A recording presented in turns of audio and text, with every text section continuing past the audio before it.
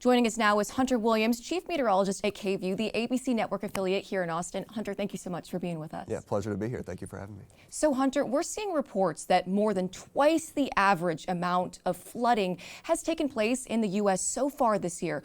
Why do you think that is? It certainly has been incredible just in the past 3 to 4 weeks to think about the high-profile, high-impact flooding events. We obviously know about what's happened here in central Texas and the Austin area.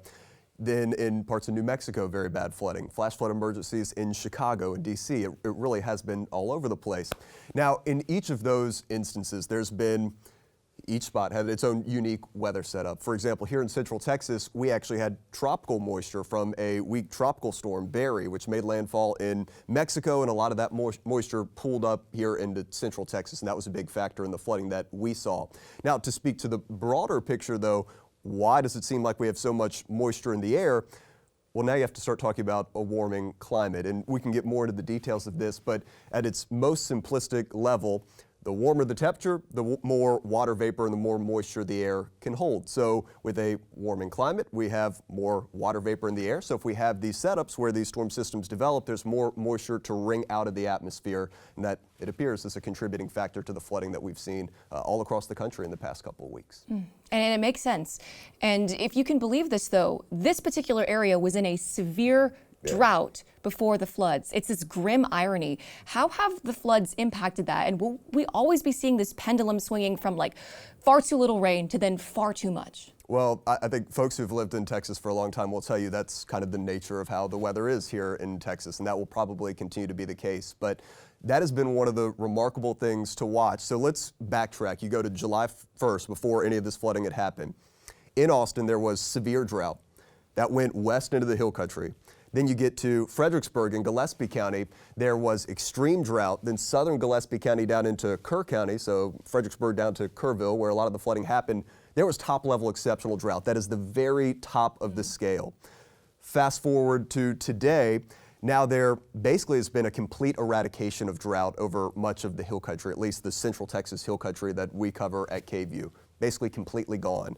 In Austin, now just abnormally dry conditions, which is technically not even a drought, it's just a precursor to drought. Then as you go southern Travis County, down the I-35 corridor, just moderate drought. So basically we went from having pockets of top-level exceptional drought to now we just have pockets of moderate drought. So a huge improvement there. And that's not even to talk about the lake level. So we have two main lakes that are the storage reservoirs here in central Texas. Lake Buchanan, for the first time since about 2019 at full pool, it rose more than 16 feet, even to the point where they had to do floodgate operations to pass water down to Lake Travis. Lake Travis, not completely full, but is at about 90% full now, and it has risen amazingly over 36 feet as a result of the flooding that we've seen the past couple weeks. It is hard to believe some of those stats. And without getting into the specific warnings issued in this flood, that is a conversation for another day. How difficult is it to forecast with precision these increasingly extreme weather events?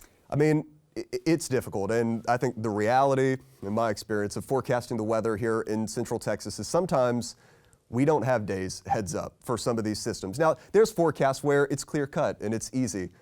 I will tell you the July 4th setup was not one of those. Again, it was complicated. We had this tropical system. We had an upper level storm coming in from West Texas. It was a tricky forecast. To answer the question, though, we knew not days ahead of time, but the setup we generally knew a day ahead of time, hours ahead of time, which is why flash flood watches were issued for much of the area, and then that takes us into the warnings, which are also in effect. But essentially, in the hours leading up to this event, we were able to say, hey, somewhere in this zone, somewhere over central Texas, there could be heavy rain. And that's about where the skill level lies. Is it possible at this point, given our ability in the science of meteorology to say, hey, this is exactly where 20 inches of rain is going to fall, and this is the exact creek, stream, or river that water is going to flow into?